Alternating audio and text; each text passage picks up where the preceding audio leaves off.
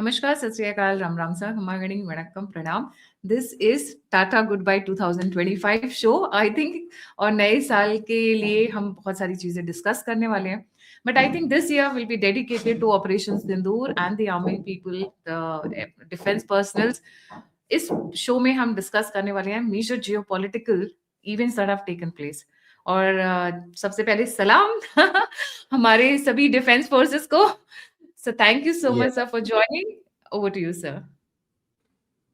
ये लोग grudgingly मान रहे हैं कि 2025 will always be remembered as the US versus Bharat standoff. कि US चाह कर भी कुछ नहीं कर पाए. And आज तक हम बोलते थे कि elephant in the room China है, किसी भी रीजन की बात करते हैं. Today the bull in the China shop is the US. अब जैसे एक बुल चाइना शॉप में जाता है, उसे कुछ नहीं पता क्या हो रहा है, सब तोड़ ताड़ कर रहा है. I will be more specific, it is not the US, it is Donald Trump and his team. उन्हें कुछ नहीं समझ आ रहा. याद करिए, साल के बीच में इनके लटनिक ने क्या बोला था कि देख लेना 3 महीने के अंदर घुटना टेक के माफी मांग के इंडिया हमारे पैरों पे आए. क्या हुआ? अभी हुआ ये है कि उनके कांग्रेस में यूएस के विरुद्ध, ट्रंप के विरुद्ध बाईपार्टीसान एक्ट लग गया है कि इसने जो टैरिफ भारत के ऊपर लगाया था, बेफालतू लगाया था, गलत किया, and that has harmed the US more करके वो डिस्कशन हो रही. So let us start. पृष्ठभूमि लेते हैं. जब ये पहुंचा है अपने तख्त पे दूसरे बार आफ्टर ए गैप, क्या क्या हुआ था? यूक्रेन की लड़ाई जारी थी, वो तो 2022 में शुरू हो गई थी, और तब तक यूएस और ईयू का जो इकोनॉमी था वो डामाडोल हो चुका था. यूएस की इकोनॉमी और डामाडोल हुई है, लेकिन डामाडोल हो चुका था ऑलरेडी. गाजा की वॉर शुरू हो चुकी थी, 2023 अक्टूबर नवंबर में शुरू हुआ था, और इजराइल को यूएस और नेटो कवर दे रहे थे. यूएस ने यूएस डॉलर, जो कि ग्लोबल करेंसी था, उसको रशिया के विरुद्ध वेपनाइज किया था, और जो स्विफ्ट इंटरनेशनल ट्रांजैक्शन का जो प्लेटफॉर्म था स्विफ्ट, उसको वेपनाइज कर दिया था, रशिया को हटा दिया था, जिससे लोग डर गए कि यार कल को हमें भी निकाल देंगे. तो अब ऑल्टरनेटिव्स देखने लगे. यूएस के डॉलर की ताकत कहां से आती थी? 2 चीज. एक पेट्रो डॉलर जो बोलते हैं कि ऑयल डॉलर में होता था, और दूसरा ग्लोबल ट्रेड डॉलर में होता. सबसे पहले टूटा पेट्रो डॉलर. पिछले साल जून में जो 50 साल की एग्रीमेंट थी सऊदी अरेबिया, यूएई और बाकी ओपेक कंट्रीज की, जो जून 1974 में साइन किया था कि केवल यूएस डॉलर में आप सेल करोगे, बाकी आपका प्रोटेक्शन मैं दूंगा, वो 2 चीज से टूटा. एक तो उन्होंने देखा कि मिडिल ईस्ट से यूएस हट रहा था,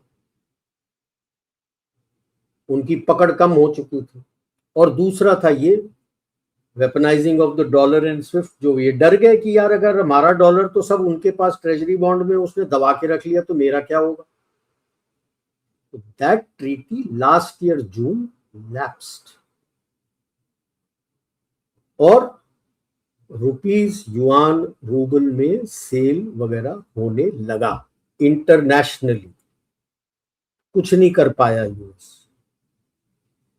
इसी में आप देखिए भारत उभर के आने लगा. यानी पहले साल था स्किलिंग इंडिया, दूसरे साल मेक इन इंडिया, अब तीसरे साल 2024 से जो पिछले साल से शुरू हुआ था विच वॉज आत्मनिर्भर भारत।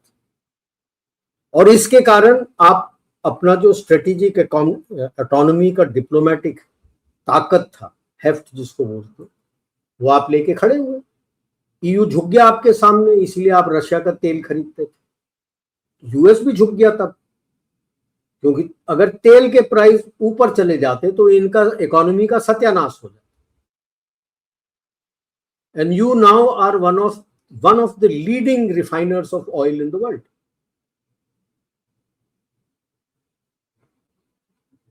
ठीक है, देन कोविड के जो आपने रेस्पॉन्स किया था अपने देश के अंदर ही नहीं, ग्लोबल साउथ के लिए मैत्री वैक्सीन जो आपने दिया उनको, प्लस यूक्रेन की लड़ाई हो गई तो Ukraine and Russia were the bread basket, वहां से वीट और फर्टिलाइजर काफी आता था ग्लोबल साउथ को, वो जितना कुछ आप दे सकते थे आप सप्लाई करने लगे। तो ये उनके जहन में काफी इम्पैक्ट किया था। तो इसीलिए जब आपने वॉइस ऑफ ग्लोबल साउथ किया और G20 में आपने किसको सबसे आगे रखा, ग्लोबल साउथ के प्रायोरिटीज, ग्लोबल नॉर्थ नहीं, ग्लोबल साउथ के प्रायोरिटीज को अपना घूंट पी के उस पर साइन किया, एग्री किया। ये सब चेंज भारत में कैसे आया, स्किलिंग। तो you have a demographic dividend बोलते हैं वो है, लेकिन आपने स्किलिंग कर दिया। उससे कैसे हुआ, आप पहले जाने जाते थे backroom services, BPO, call centre, आज वो नहीं है। आप अब फ्रंट कटिंग एज टेक्नोलॉजी बनाते हैं। भारत में रहते हुए आपके क्लाइंट्स किधर है, यूएस वेस्ट सब तरफ घूमे हैं, जो आपको प्रोजेक्ट देते हैं कि मेरे लिए ये बना के दो। ठीक है, दूसरा आपका मार्केट बढ़ गया, आपकी इंटरनल कंजम्पशन काफी है, बाकियों के सब मार्केट खत्म हो गए तो सब आपकी तरफ देख रहे हैं कि यार ये है एक मार्केट जो हमें चाहिए।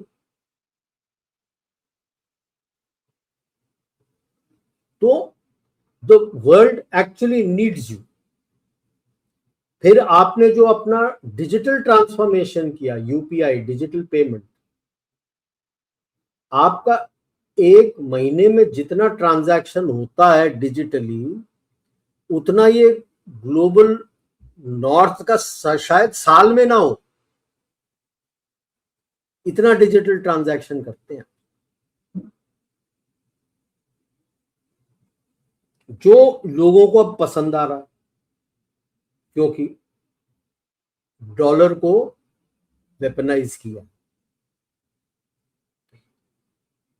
इसके विरुद्ध अब ये तो आप उठ रहे थे, उनको पसंद था नहीं, तो आपको चैलेंज लगातार रहा है जॉर्ज सोरोस और उसके हेंचमैन जो हैं, जो बाहर भी हैं, विदेश में भी हैं, जो घर के अंदर हैं, उनके साथ लगातार रहा। लेकिन आप उनको भी दबाते हुए ऊपर उठ के आए, वो कुछ नहीं कर पाए। और तब आता है, इस माहौल में डोनाल्ड ट्रंप का पहला साल होता है। ये पृष्ठभूमि है, अब डोनाल्ड ट्रंप आता है। शुरुआत तो सही थी, सोरोस और उनको जो सपोर्ट मिलता था डेमोक्रेट से, ओबामा और ये सब से, सबसे पहले तो उनके पीछे गया कि पैसे निकालने, इनके पैसे रोकने, सब तरफ से पैसे बंद किए। लेकिन गलती कर दी।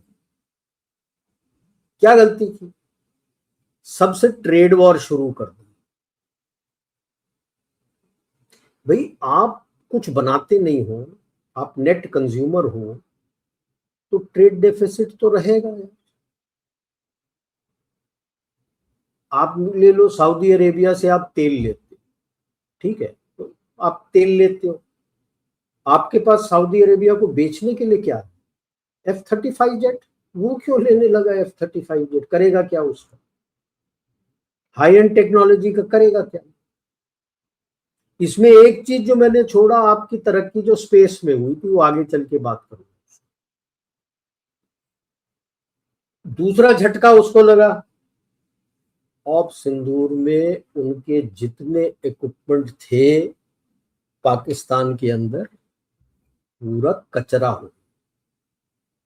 अभी धीरे धीरे निकल के आ रहा है। लेटेस्ट जो Swedish retired air senior air force officer है, who is their adviser now, उसने तो क्लियर बोल दिया यार, 13 फटे थे, इससे ज्यादा फटे थे पाकिस्तान के, वो सब अलग है।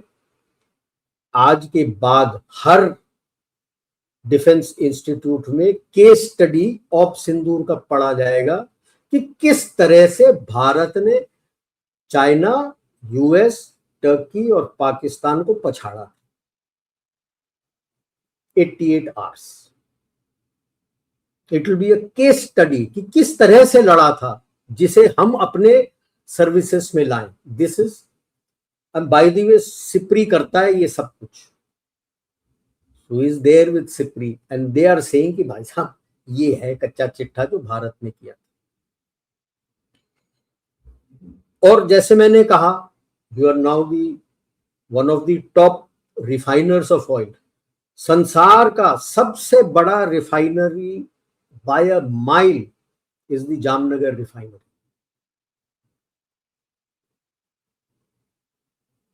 ओके, यूएस तो हर वक्त चाहता है कि एनर्जी उसके कंट्रोल में रहे। Now you have come up as a new challenger, और उसके पास पकड़ ही नहीं है। इसीलिए वो सोचा कि मैं रशिया के एक्स्ट्रा तेल लेने के ऊपर मैं सैंक्शन लगाता हूं 25% और, कि दबेगा, हटेगा। कुछ नहीं हुआ, आपने तो ज्यादा ले लिया।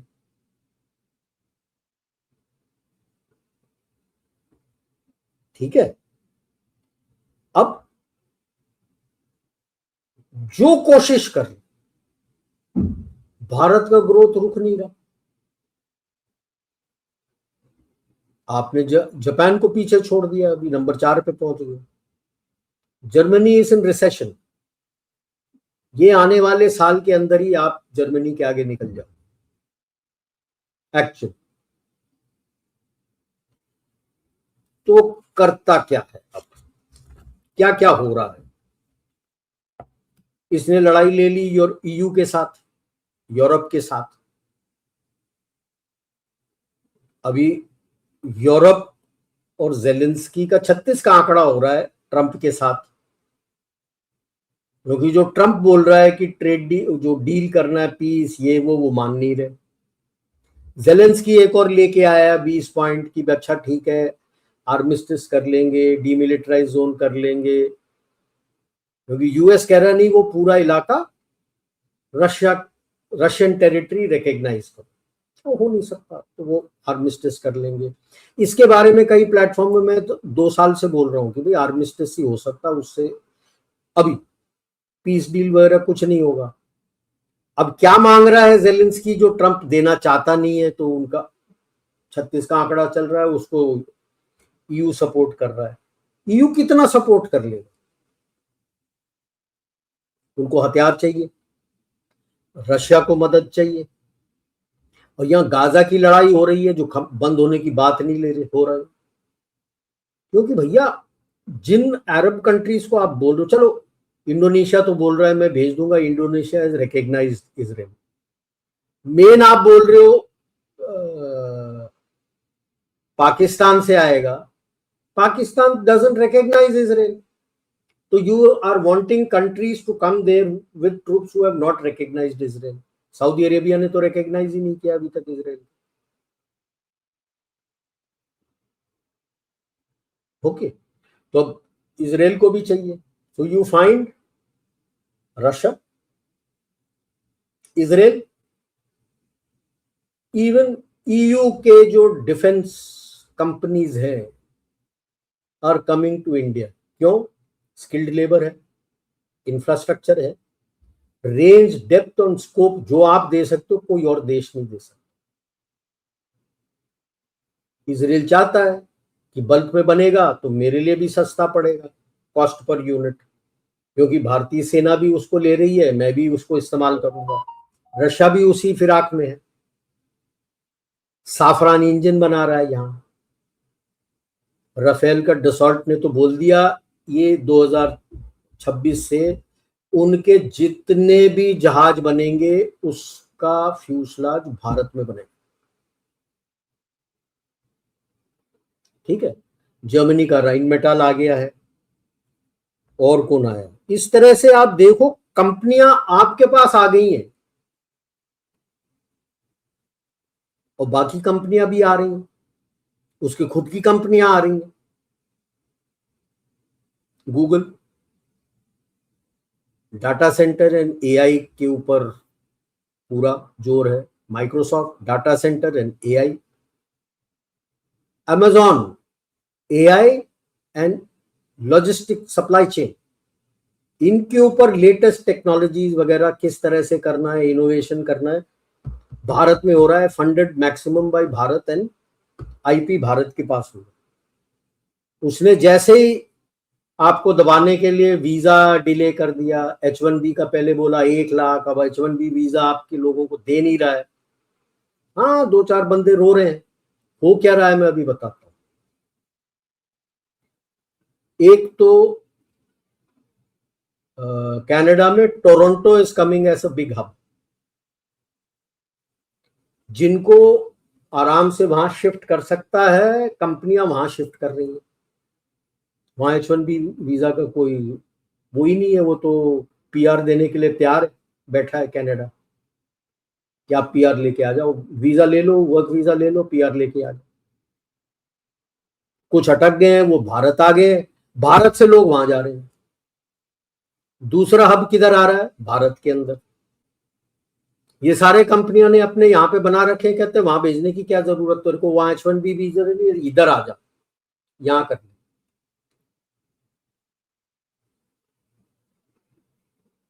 Geopolitics and Jio economics go hand in hand. Mexico जा रहे हैं, कोई वियतनाम में अपना हब बना रहा है,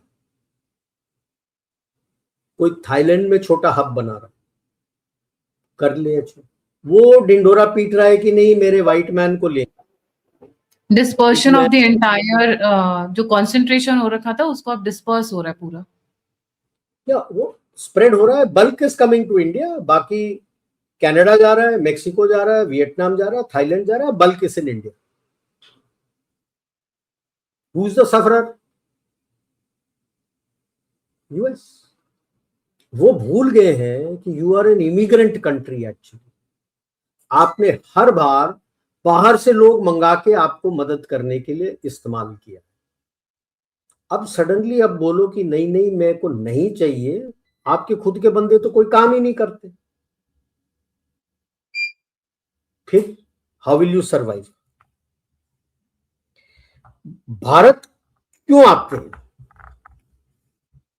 हालांकि यूएस आपको मेन चैलेंजर लेता है, क्योंकि उसमें उनके नए एनएसएस में आपके बारे में ज्यादा कुछ नहीं लिखा है, बट चाइना को एज अ पीयर बोला।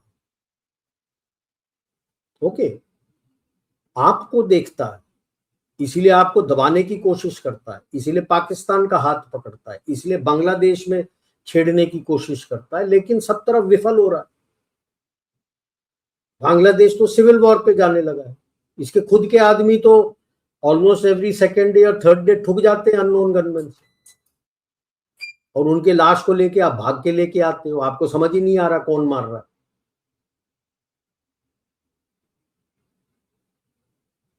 प्रो जमेतीस तो बहुत छोटे हैं, एंटी जमेतीस तो बहुत है। आग लग जाएगी वहां पे, फिर क्या करोगे? उस आग में अगर आपकी एम्बेसी जल गई, फिर किसको दोष दोगे? आग तो आपने लगाई थी।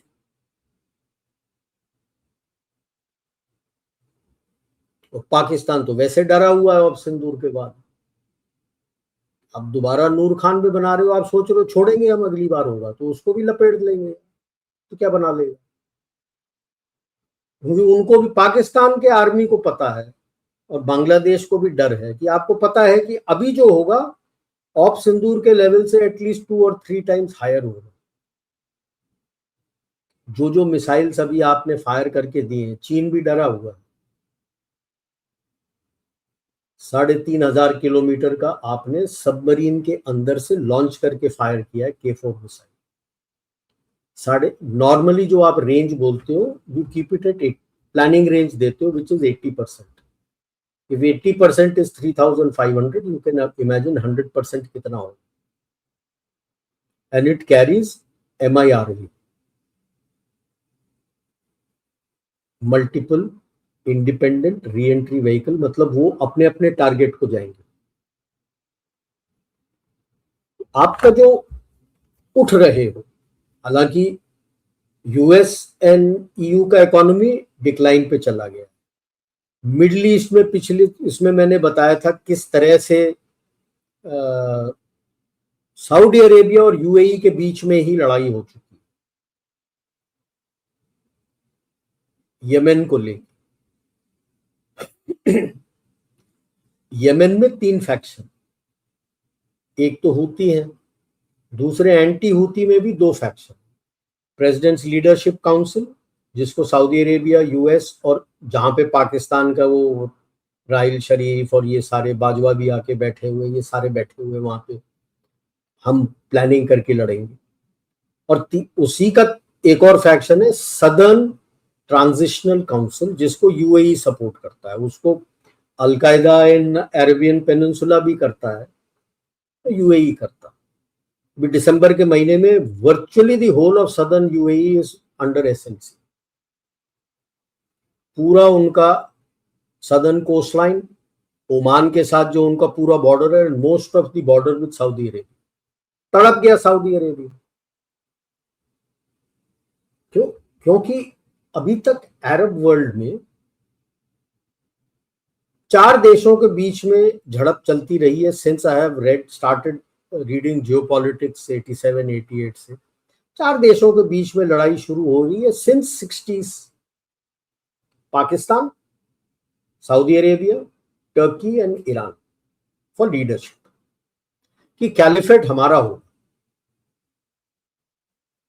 ओके, नया उभर के आया सऊदी अरेबिया।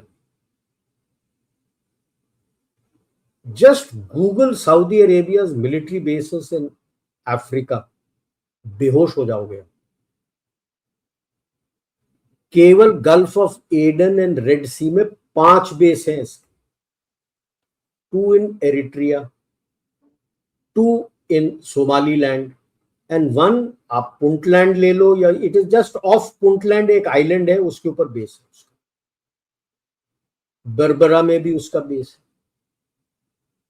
एथियोपिया के साथ सोमालीलैंड का उसने डील करवाया फॉर वेयर आउटलेट, बिकॉज जब से एरिट्रिया को तोड़ के निकाल दिया था वेस्ट ने फ्रॉम इथियोपिया, क्योंकि Eritrea has a very sizeable Christian population और ये मुस्लिम है, exactly on the lines where North and South Sudan को तोड़ा था। ओके, कि sizeable Christian population, Muslim population, Ethiopia became landlocked. अब सोमालीलैंड के साथ उसका डील हो रखा है कि बर्बरा पोर्ट के थ्रू, और is ready to give him Berbera port. Berbera port में यूएई का पकड़ है। आपने किसके साथ एग्रीमेंट किया है? यूएई के साथ भी और अभी इथियोपिया के साथ भी। और लेटेस्ट कौन आया है यहां पे? Israel recognises Somaliland. तो सऊदी अरेबिया की पकड़ तो यहां खत्म होगी, क्योंकि आप इजराइल रिकॉग्नाइजेस, वो बेस वहां से बनाएगा तो हूती तो जस्ट अक्रॉस द बॉर्डर ठोक देगा उसको। Then SLC can wipe out Houthis from North Yemen. तो ये पीएलसी लेके क्या बीन बजाएगा सऊदी अरेबिया?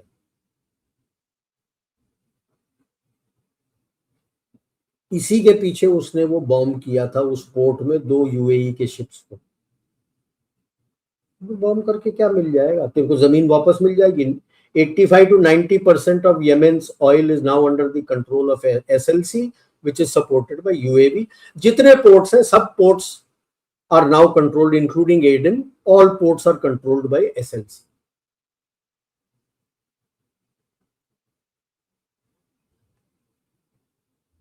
ये तो यूएस का ही पासा पलट गया।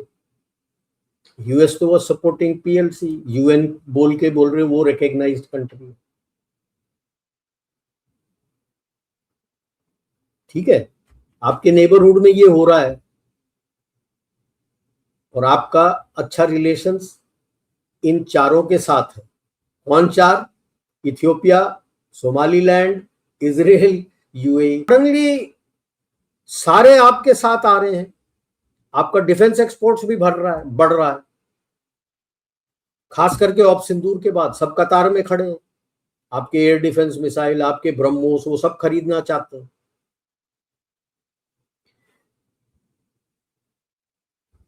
काफी सारे इस रीजन में रशियन इक्विपमेंट है। अभी वो एग्रीमेंट हो गया है, तो उसका जो मेंटेनेंस, रिपेयर और ओवरऑल के लिए स्पेयर्स और जो कुछ चाहिए वो आप बना के दोगे, तो आपके डिफेंस एक्सपोर्ट्स भी बढ़ रहे हैं। तकरीबन 85 देश हैं, या तो यूपीआई चल चुका है वहां पे, या यूपीआई बना के देने के लिए आपके साथ खड़े हैं कि आपके साथ लिंक कर देंगे यूपीआई का। ये ब्यूरो ऑफ इंटरनेशनल सेटलमेंट्स है स्विट्जरलैंड में, जिस प्राइवेट है तो प्राइवेट बैंक, बट संसार के सारे जितने भी रिजर्व बैंक और इक्विवेलेंट है वो उसके मेंबर्स हैं और बोर्ड ऑफ डायरेक्टर्स में होते हैं। वो हर दिन करेंसी का एक्सचेंज रेट निकाल के देते हैं वो, और इंटरनेशनल सेटलमेंट के लिए जो कुछ भी प्रॉब्लम होता है दे स्टेप इन। उन्होंने एक प्रोजेक्ट निकाला है called project nexus, digitally link करने के लिए interface, payment interface, it's called project nexus. तो आप जो भी यूपीआई कनेक्ट कर रहे हो, it is going through this project nexus. इसका फायदा ये होता है कि डेली का करेंसी रेट आपके पास है which is acceptable by both countries. Blink of an eye your transaction is complete. तो अफ्रीका, मोस्ट ऑफ अफ्रीका 40 देश, मोस्ट ऑफ लैटिन अमेरिका 15+, ये सारे आपके साथ मदद के लिए खड़े हैं, उनके डेवलपमेंट के लिए। क्यों खड़े हैं? क्योंकि जब यूएस या वेस्ट आता है वो कहते हैं हमारे पॉलिसीज को एक्सेप्ट करो, मैं जो कह रहा हूं वैसे करो, नहीं करोगे तो उथल पुथल करते हैं। दूसरी तरफ चीन आता है, चीन आके बोलता है तेरा प्रोजेक्ट, तेरे प्रोजेक्ट की ऐसी कम तैसी, ये है मेरा प्रोजेक्ट जो मैं बनाऊंगा, इतना लोन तेरे को दूंगा, प्रोजेक्ट मैं बना रहा हूं, लोन दूंगा तेरे को एट कमर्शियल रेट, एंड मेरा लेबर, मेरा इक्विपमेंट, सब कुछ मेरा, और बना के दे दूंगा, इतना पैसा हर साल, चाहे तू उससे अर्न करे ना करे, तूने मुझको देना। तो वो डेट पे जा रहे हैं। तो भारत अभी आया है उभर के, क्योंकि आपकी इकोनॉमी बढ़ रही है, अभी आपके पास फॉरेन एक्सचेंज रिजर्व्स अवेलेबल हो रहे हैं। आप उनको ये नहीं कहते, आप उनको कहते हो यार देखो आपको क्या प्रोजेक्ट चाहिए, और प्रोजेक्ट का फिर आप देखते हो कि उनके लोगों को बेनिफिट क्या मिलेगा। प्रोजेक्ट उनको बोलते हैं यार प्रोजेक्ट वो हो जो आपके लोगों को बेनिफिट करे। आप जो भी जिस तरह से भी आप अपना पॉलिटिक्स करें, वहां पे हर एक देश का अपना मापदंड होता है, आप उसकी तरह करिए, लेकिन जो भी प्रोजेक्ट होगा आपके लोगों को आप फायदा होना चाहिए। लोगों को पसंद है, देश को पसंद है कि भाई साहब, वो पॉलिटिशियन को पसंद है कि मेरे वोट बैंक को पसंद है। आप ट्रेनिंग भी कर रहे हो, आपने अपनी इंस्टीट्यूशंस भी खोल रखी हैं वहां पे, आईआईटीज। सो ये सब आपके साथ जुड़ चुके हैं, लैटिन अमेरिका भी। इसीलिए तो यूएस तड़प के कह रहा था उसके एनएसएस में कि वेस्टर्न हेमिस्फीयर मेरा है, कोई भारी देश को आने नहीं दूंगा, लेकिन एट नेक्स्ट ब्रेक कहता है कि नहीं, भारत के बगैर मैं कर नहीं सकता, क्योंकि कोई भरोसा ही नहीं है उनका।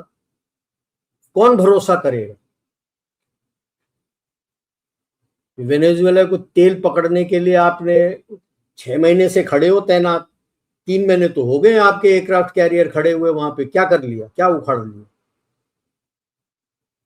डर गए थे, 3 उसने पेट्रोल क्राफ्ट आपके शिप की तरफ दौड़ा दिए थे, तो डर गए थे कि क्या कर रहा है।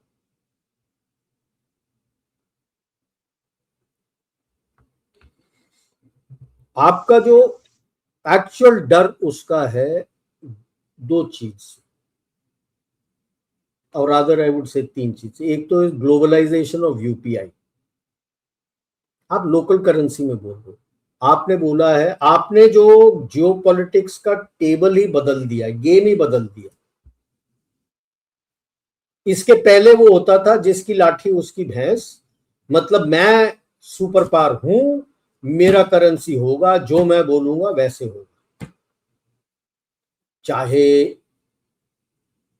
ब्रिटेन को ले लो, फिर यूएस को ले लो, फिर चीन जो उभर रहा था वो कर रहा था। आपने गेम बदल दी, उसमें 130 देश आपके साथ आ चुके। आपने बोला है यार कोई रिजर्व करेंसी नहीं, कोई कुछ नहीं, आपस के करेंसी में हम लेन देन का काम करें। फिर आपने बोला मेरे करेंसी में करना है तो मेरे बैंक में आप वॉस्ट्रो अकाउंट खोल लो। अच्छा, ज्यादा आपके पास कुछ है नहीं बेचने के लिए, सभी ने रूल्स चेंज करके मॉडिफाई करके नए रूल्स ले आए, आरबीआई भी ले आए, बोला भी मेरे म्यूचुअल फंड और इस सब में आप इन्वेस्ट कर लो। अब उसका फायदा ये है कि पैसे बने, आपको निकालना है तो यूपीआई से आप डायरेक्ट ट्रांसफर कर लो बैंक में।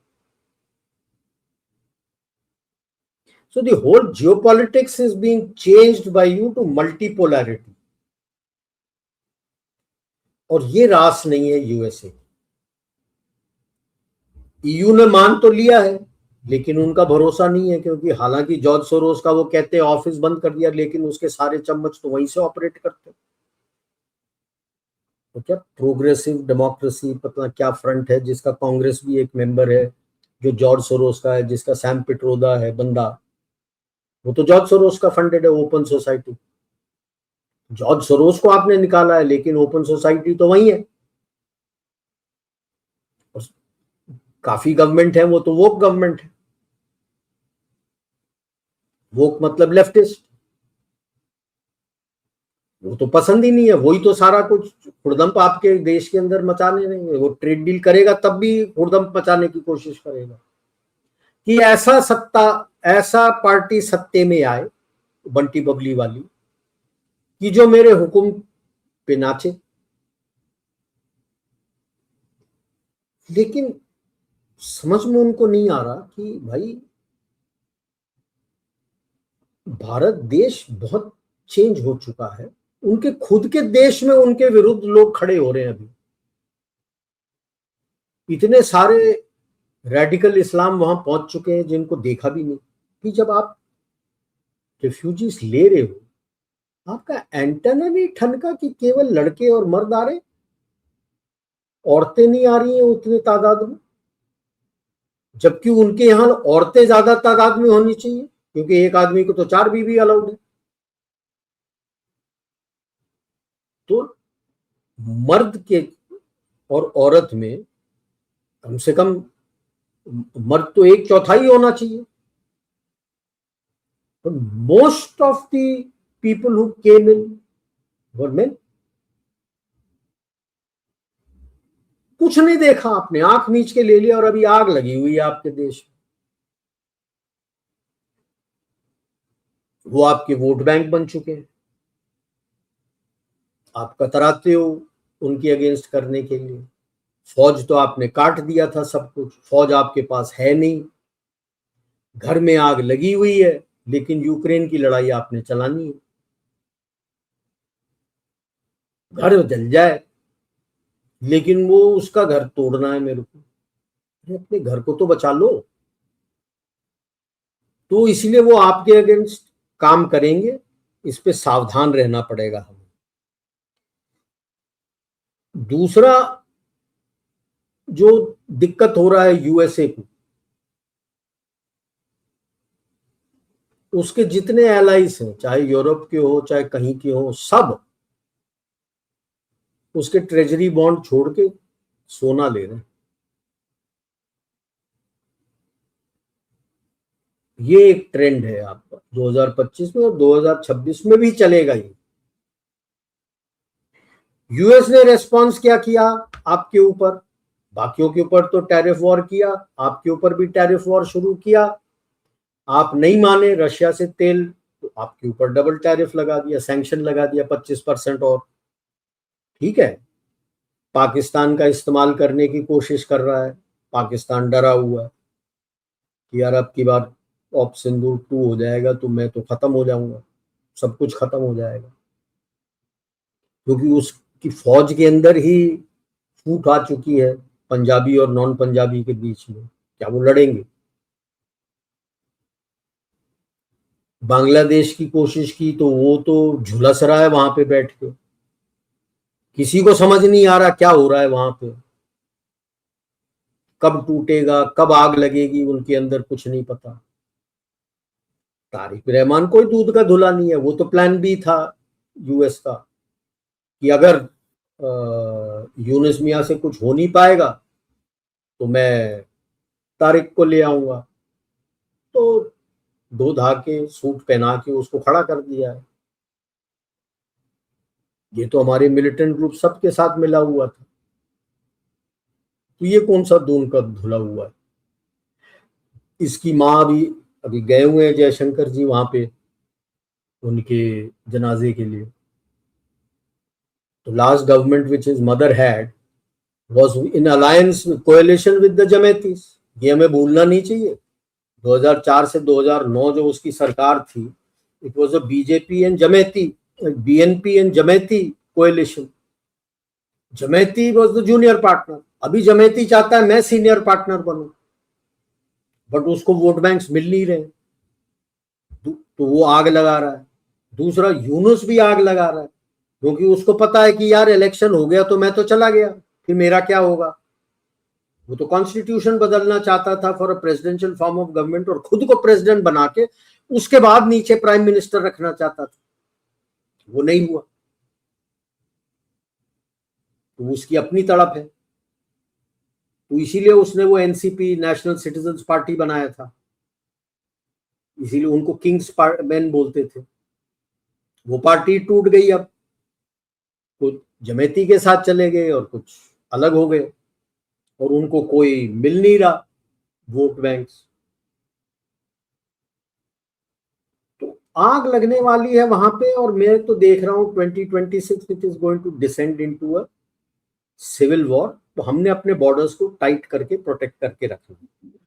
पाकिस्तान टूट रहा है, इसमें कोई दो राय नहीं है। और जैसे ही इसने ये 2 डिवीजन भिजवा दिए, जिसकी दबाव अब आ रही है, क्योंकि इसी ने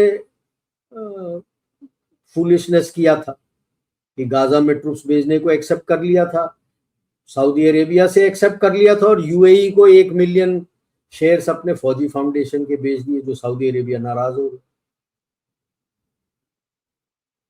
अब उसने ट्रूप्स भेजने to recapture areas which SLC has captured, तो he is going to anger the UAE उसके शेयर्स, मिलियन शेयर्स डंप कर देगा, तो that is the end of Fauji foundation.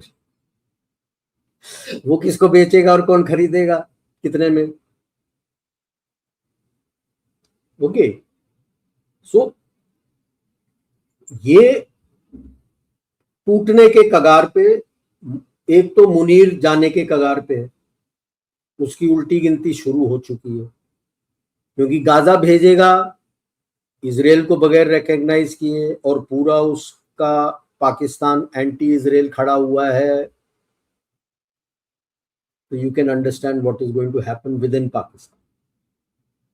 2 division निकाल लिए, वैसे ही उसकी लुटिया डूबी हुई है वेस्ट पे, 2 डिवीजन निकाल दिए, तो भारत के साथ तो कुछ कर भी नहीं सकता, वेस्ट में भी कुछ कर नहीं सकता, दोनों जाएंगे।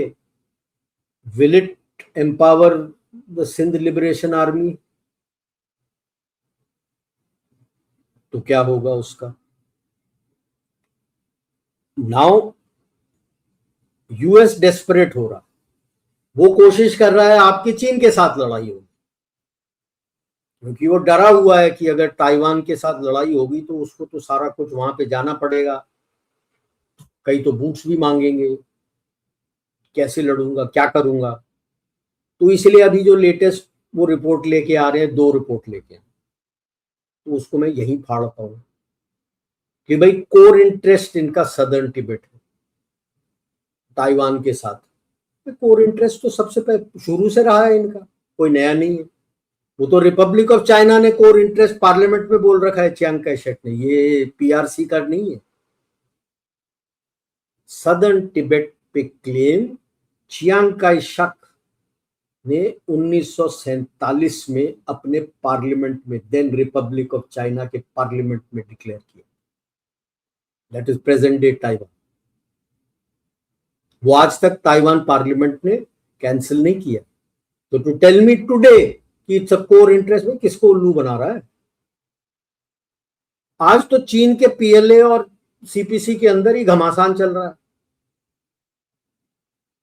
सर्विंग जनरल्स जो लड़ते हैं इनके 5 थिएटर कमांड में 10 है। एक होता है थिएटर कमांडर और दूसरा उसके नीचे होता है, उसके साथ होता है पॉलिटिकल कमिश्नर। 2 में सेंट्रल और eastern which is suppose to be opposite Taiwan, ना तो थिएटर कमांडर है ना पॉलिटिकल कमिश्नर। ठीक है, तो मतलब 10 में से 6 है, बाकी टोटल होते 41। ठीक है, बाकी 41 में से कितने हैं? 3 सीएमसी में है और बचे कुछ बंगाल में 1 है। 41 में से केवल 10 जनरल है। लड़ेगा कौन? प्लान बना के क्लियर करेगा? कौन ला के देगा? कैसे लड़ेगा? जब जनरल जाता है ना तो उसका पर्सनल स्टाफ और जो भी उसका चहेता स्टाफ पूरा होता है, सब जाते हैं ऊपर से लेके नीचे तक। लड़ेगा कोई? अच्छा, दूसरा एक निकाला हुआ है कि वो भी अपने जैसे कोल्ड स्टार्ट डॉक्ट्रिन करना चाहता।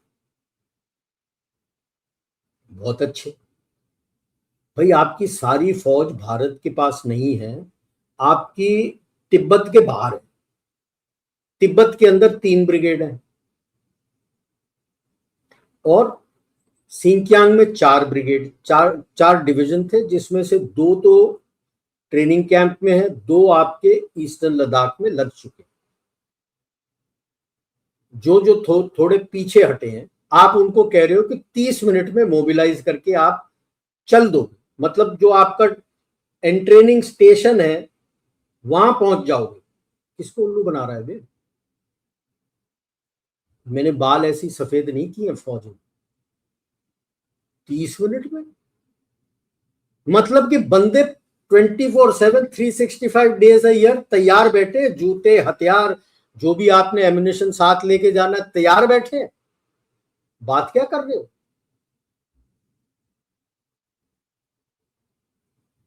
ये तो वेस्ट भड़का रहा है तुमको, और 30 मिनट में तैयार हो लो, ये कर लो। 3 घंटे के अंदर पहुंच जाए ना स्टेशन में, नाम बदल दूंगा मैं।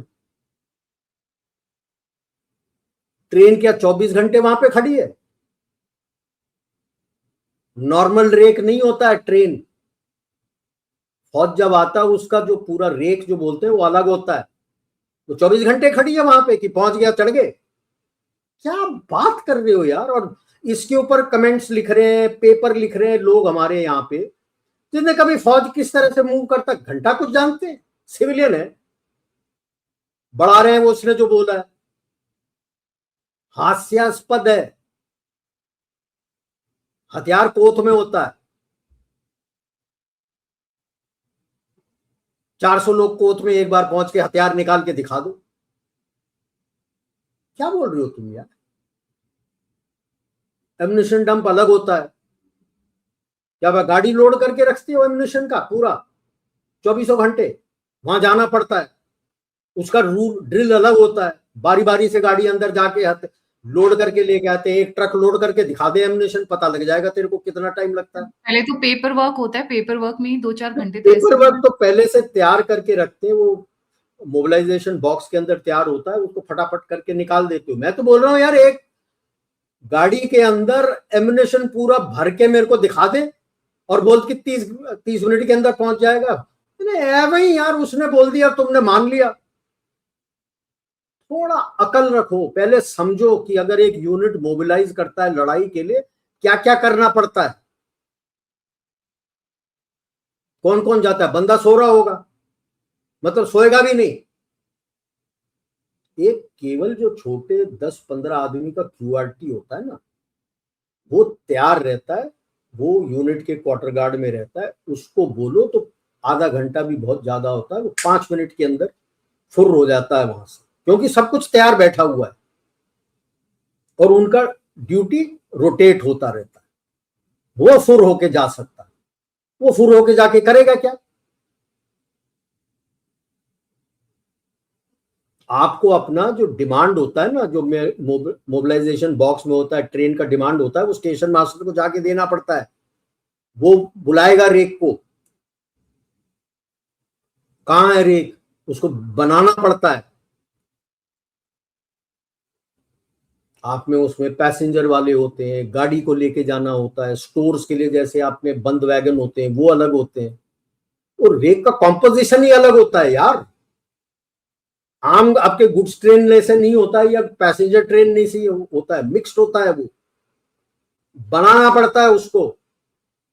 हाँ भाई, किसी उधर पे बैठे हुए चपड़गंजू ने लिख दिया और यहाँ पे लोग अपना अपना बनाने लगे, होय होय होय होय, ओल्ड स्टार डॉक्टर।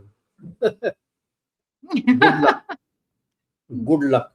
तो उसकी कोशिश ये है और वो चल नहीं पा रहा है। मगर ये ध्यान रखना आप, ये आने वाले 2006 डोनाल्ड ट्रंप उसकी टीम सोरोस के साथ मिल चुके हैं। वो सोरोस और जितने भी यूरोप के लेफ्टिस्ट गवर्नमेंट्स हैं, जो रेडिकल इस्लाम है, चीन भी सहायता करेगा, और इन सब के जो चुनिंदे लोग भारत के अंदर हैं वो भी साथ रहेंगे, अंदर कुछ ना कुछ करने के लिए कोशिश बहुत कर रहे हैं। अभी जाके आया है, चुपचाप है वो, देखते हैं ये बंटी और बबली और क्या करते हैं। पहले तो आप जर्मनी सर 2 बार, और बबली जो है यूएस 1 बार, चुपचाप साइलेंटली। देखते हैं, देखते हैं क्या करेंगे, कैसे करेंगे। दहशत फैला हुआ है उनका। क्यों? क्योंकि आप देखो एनआईए कहां कहां रेड कर रहे हैं, कहां कहां पकड़ रहे हैं, किन किन को पकड़ रहे हैं, पकड़े जा रहे हैं लोग घमासान। तो थोड़ा डर है कि मैं क्या करूं। केस भी चल रहे हैं अभी, देखते हैं उनमें क्या निकल के आता है बंटी का। अच्छा, एक और नया नैरेटिव शुरू हो चुका है कि बंटी और बबली के बीच में फूट हो रही है, और बबली को सीएम का फेस यूपी का बना रहे हैं, बबली लीडरशिप लेनी चाहिए। अभी यू तो आ गया आपके साथ ट्रेड डील करने के लिए, बाकी सब भी बारी बारी से आएंगे। यूएस में ये एक मेगालोमेनिया है, आई मीन माई सेल्फ, इसका ईगो हर्ट हो चुका है, ये मानने को तैयार नहीं है अभी भी। ये तो नेतन्याहू के साथ तो वही बोल रहा था कि मैंने ये लड़ाई रोक दी, वो लड़ाई रोक दी, इतना रोका उतना रोका। इंडिया मानने को तैयार नहीं है। घंटा रोका तूने, सुताई हो गई, घुटने टिक गए उनके, आगे पीछे सब गीला हो गया उनका, जब भी वो आगे धीरे धीरे निकल रहा है ना। जरदारी ने भी तो बोला कि मुनीर छुप गया था, मेरे को भी बोला आप बंकर में चले जाओ। सब बारी बारी से एक एक करके निकल के अब पॉलिटिशियंस आ रहे हैं बताते हुए कच्चा चिट्टा। और सिपरी के साथ वो retired Swedish senior air force officer जो उनके साथ है और स्वीडिश गवर्नमेंट में साथ है, उसने तो खुल के बोल दिया ये will be it's a landmark war which will be studied. Case studies होगा देखने के लिए कि इंडिया ने क्या क्या किया, कितने फोड़े, क्या किया, how did they manage that. कहता है कि 13 जहाज गिरे पाकिस्तान के, या कितने गिरे, किस तरह से किया कि पाकिस्तान जवाब नहीं दे पाया, और उसका जवाब जो कुछ भी आया किस तरह से आपने तोड़ा उसको। ये एक है जो स्टडी किया जाएगा कि किस तरह से हम इसको अपना सकते हैं, ठीक है। तो it is likely to haunt USA in 2026। मैं तो यूएसए से कहता हूं यार, जितना आप डिले करोगे इसको, ट्रंप और उसके टीम को रखते हुए, उतना खामियाजा बहुत ज्यादा आपको देना पड़ेगा। आपने तो किसी को नहीं छोड़ा, कोई देश आपके साथ खड़ा नहीं है आज की तारीख। If you feel the small Caribbean Nations आपके साथ खड़े हैं वेनेजुएला में, दे काउंट फॉर नथिंग। वो तो आपसे डरते हैं। Most of the Nations, Caribbean Nations जो आपके साथ खड़े हैं, दे आर ब्रिटिश डोमिनियन। तो वहां से क्राउन से मैसेज आ गया होगा कि सपोर्ट, तो वो कर रहा है सपोर्ट। बट डील किसके साथ कर रहे हैं? भारत। वही तो जहां पैसा वही प्यार। भारत के साथ डील करना है, आपके साथ नहीं। तो यूएसए को एक्चुअली, या आई वुड रादर से ट्रंप को एक्चुअली आज के तारीख में समझ नहीं आ रहा है मैं क्या करूं, ना डेमोक्रेट्स को समझ आ रहा है हम क्या करें। Lost, completely lost. क्योंकि ये उनके सिलेबस से बाहर है ना। स्टेट डिपार्टमेंट को नहीं पता क्या करना है, सीआईए को नहीं समझ में आ रहा है, डीओडी को समझ में आ रहा है, हेग्सेट को शायद समझ में आए ना नहीं आए, उनके फौजियों को समझ में आ रहा है कि भाई साहब यहाँ पे भारत के बगैर हमारा काम नहीं हो सकता। ये एक है यहाँ पे। एंड क्यों बाकियों को समझ में नहीं आ रहा? क्योंकि बाकी ये सारे जो राउंड टेबल जॉर्ज सोरोस का होता था उनके साथ काम करते थे। गुंडागर्दी पूरा, बहुत शातिरता से खेल रहे हो। और डर ये है कि मैं पीछे हट के सोचूं तब तक तो भारत इतना आगे चला जाएगा कि पकड़ना मुश्किल हो जाएगा। और दूसरा समस्या ये है, दुविधा उनकी ये है कि यार मैं रहते हुए उसी की कोशिश कर रहा हूं, लेकिन भारत उसको दबा के आगे निकलते जा रहा है। मैं पकड़ूं तो पकड़ूं कैसे?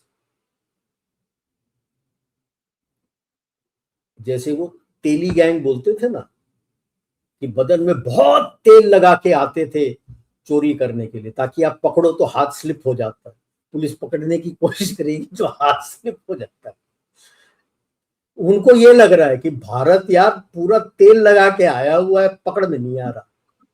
तो this is going to be, I would say, for geopolitical watchers, a very fascinating period in 2026 to see the struggles of US and West. Economy का सत्यानाश हो रहा है। वेस्ट का तो खत्म हो चुका, ईयू का खत्म हो चुका।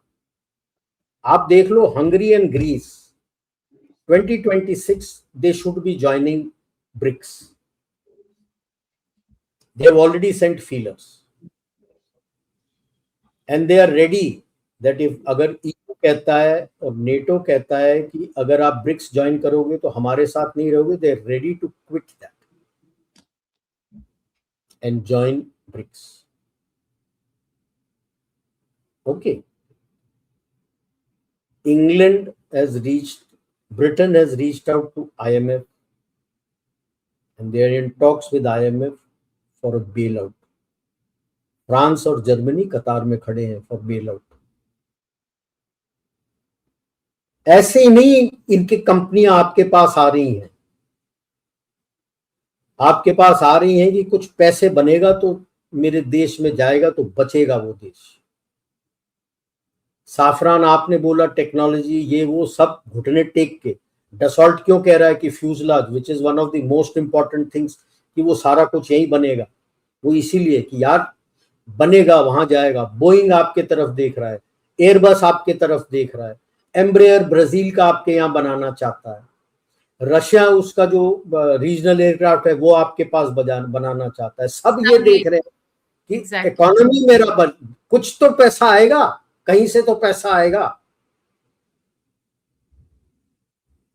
Boeing it's also going to Canada, it's coming out of US. जो एल्यूमिनियम पे टैरिफ डाला है उसने सब पे डाल दिया। एल्यूमिनियम जो चाहिए होता है अपने एयरलाइंस के लिए, it's a very different aluminium from the normal aluminium जो आप जो सॉफ्ट ड्रिंक के टिन और ये सब करते हो, that is lower end, this is much higher. गिने चुने देशों के पास है, आपके पास है। Just look at 2026 will be, I feel quite a lot of churning will happen कि कौन बाहर जाएगा unless he cancels the tariff. How can Trump cancel the tariff? That means that is the end of Trump. अब tariff cancel नहीं होगा तो उसकी company आ जाएंगी, क्योंकि आपने तो बोल दिया gold card, Trump gold card 1 million, मतलब अब नाम डाल रहा है यार। लेटेस्ट शिप इतना मेगलोमेनियाक है, लेटेस्ट शिप जो नए नेवी के डिस्ट्रॉयर्स बनेंगे, he called it himself Trump class, right, Trump class. And कि भाई मैं उसके डिजाइन बोर्ड में बैठूंगा। हाँ भाई, तू मरीन इंजीनियर है, डिजाइन इंजीनियर है, पता नहीं पीएचडी करके तू बैठा हुआ, तेरे को कुछ समझ में आएगा? इतना बड़ा मेगलोमेनिया है। And you read his NSS, Trump this and Trump that and Trump corollary and Trump corollary, कुछ नहीं है यार। This man and his team are hollow. I don't know how Harvard has given PhD to Peter Navarro in economics, and बाकी सब powers are declining, including China. तो सारे आपके पीछे आएंगे, internal security and external security. You got to be careful. US is declining and declining fast unless they change that. So interesting times in 2026. Thank you. Interesting times. Thank you so much, sir, for joining. And the year was wonderful. Sir के साथ हमने बहुत सारे show किए, and keeping fingers crossed इससे double down करेंगे in year 2026। इतनी developments आएंगी तो ऑब्वियसली करना ही पड़ेगा सर। बहुत सारी चीजें आती रहेंगी। इसी के साथ thank you so much once again sir. जय हिंद, जय श्री राम, हर हर महादेव। जय जय भारत।